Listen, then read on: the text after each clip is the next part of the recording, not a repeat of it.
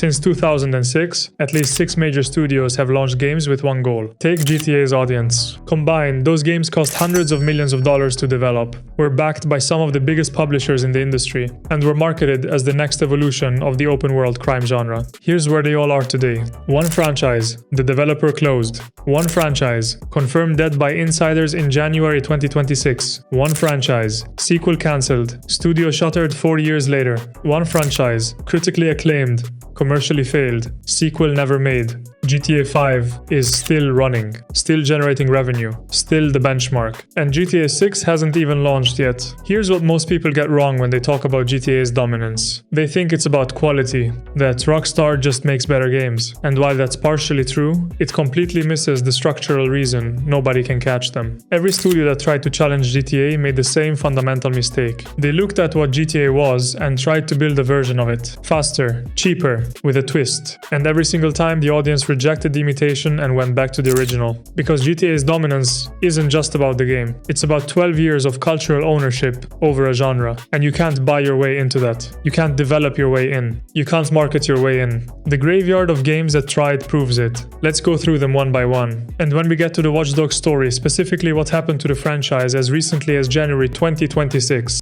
that one hits differently, because it was probably the most credible GTA challenger ever built, and it still ended up in the same place as everything else. Let's start at the beginning. Saints Row is where the story starts, because this franchise came closer to threatening GTA than almost anything else, and its collapse is the most instructive case study in gaming history. Saints Row launched in 2006 as a direct GTA competitor. Same open world urban crime formula, faster production, more irreverent humor. It found an audience immediately. Saints Row 2 sold 3.4 million copies, Saints Row the Third sold 5.5 million. At that point, in 2011, there was a genuine conversation about whether Saints Row had carved out a permanent second position in the genre. Then something went wrong. The series chased its own absurdity further and further from its roots: aliens, superpowers, simulations. Each entry tried to differentiate from GTA by escalating the chaos. Each entry sold less. Then came the 2022 reboot, a $100 million budget, a complete franchise reset, a new city, new characters, new tone aimed at a younger audience. It sold 1.7 million copies, the lowest in franchise history.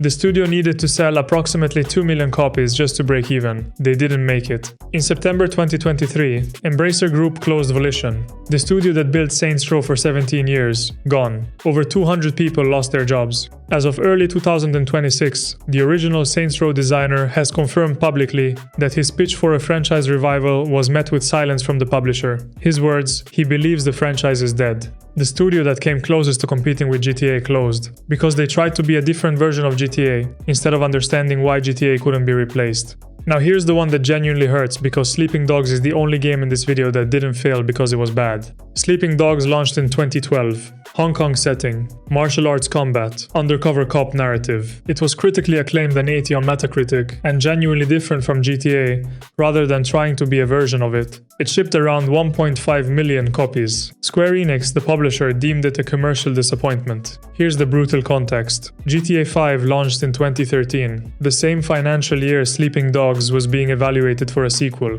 Square Enix reported a loss of over 61 million that year, despite releasing 3 well-reviewed games. In that environment, a 1.5 million unit open-world game with an unproven IP had no chance of getting a green light. The sequel was cancelled in 2013. United Front Games, the developer, eventually closed in 2016. A planned online spin-off called Triad Wars was cancelled in 2015 after a failed beta. Square Enix still owns the IP. They have no announced plans for it. Fan demand for a sequel has never gone away. It just has nowhere to go.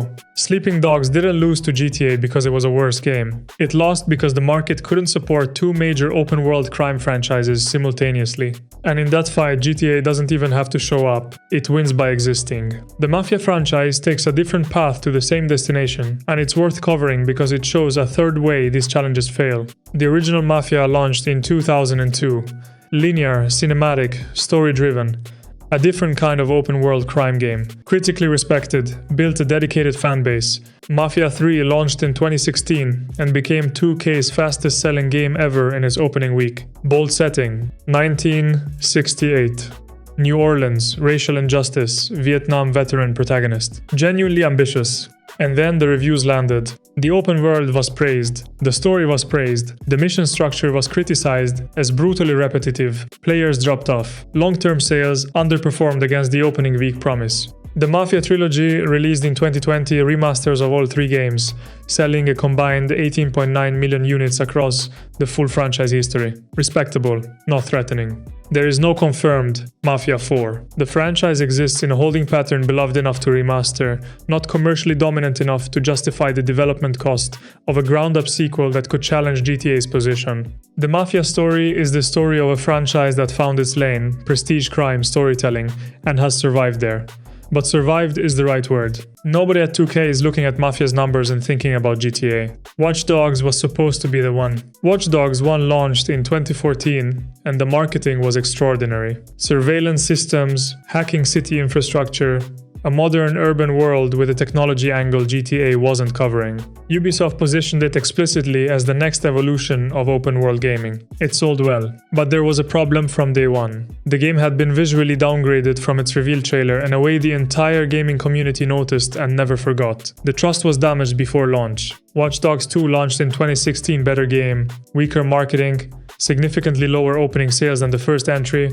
Ubisoft publicly noted a slow start. The franchise's momentum had cooled. Watch Dogs Legion launched in 2020, the most ambitious entry set in near-future London, with a play-as-anyone mechanic that replaced the fixed protagonist entirely. Innovative concept. Repetitive execution. Mixed reviews. It moved fewer than 3 million copies over its lifetime. Then silence. In January 2026, industry insider Tom Henderson reported on the Insider Gaming podcast that internal sources at Ubisoft confirmed the Watch Dogs franchise is, in his words, completely dead. Poor performance of Legion cited as the direct cause. Ubisoft, already in severe financial distress, closing studios and cancelling projects across the company, quietly buried the franchise that was supposed to be their answer to GTA. The Watch Dogs movie is still in development. The games are finished. So here is what the graveyard of GTA challengers actually tells us. And it comes down to 3 lessons that every studio learned the hard way.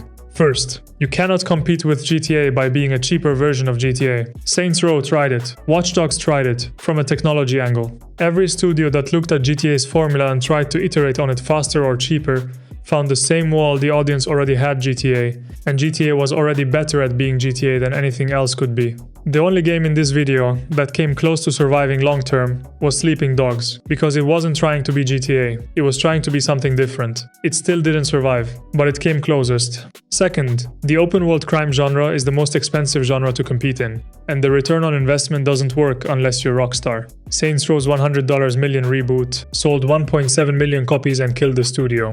Watch Dogs Legion cost hundreds of millions across development and marketing and moved 3 million lifetime units. Sleeping Dogs shipped 1.5 million and lost its sequel Greenlight. Meanwhile, GTA 5 has sold 225 million copies on a 265 million budget.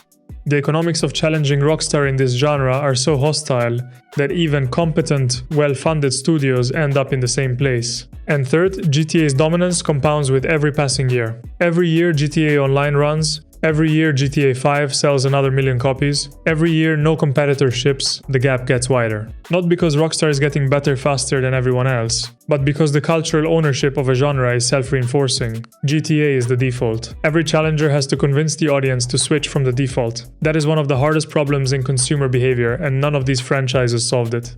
Red Dead Redemption 2, also made by Rockstar, also an open world game, also critically acclaimed. Sold over 61 million copies as of 2024. The only game that has come close to GTA's cultural position in the open world space was made by the same studio. That tells you everything about whether the competition problem is solvable. It isn't a gap in the market. It isn't a quality ceiling that another studio could break through with enough investment. It's Rockstar. And Rockstar is the only studio that has ever beaten Rockstar. Saints Row, studio closed. Watch Dogs, franchise confirmed dead January 2026. Sleeping Dogs, sequel cancelled, developer shuttered. Mafia, surviving in a holding pattern 12 years later. Every studio that looked at GTA and decided to challenge it directly ended up in the same place, either gone entirely or operating at a fraction of the scale they projected. GTA 6 launches in November 2026 with no serious competition in the genre. Not because nobody tried, because the trying itself is what broke them. And in 6 months, GTA 6 Online will start running,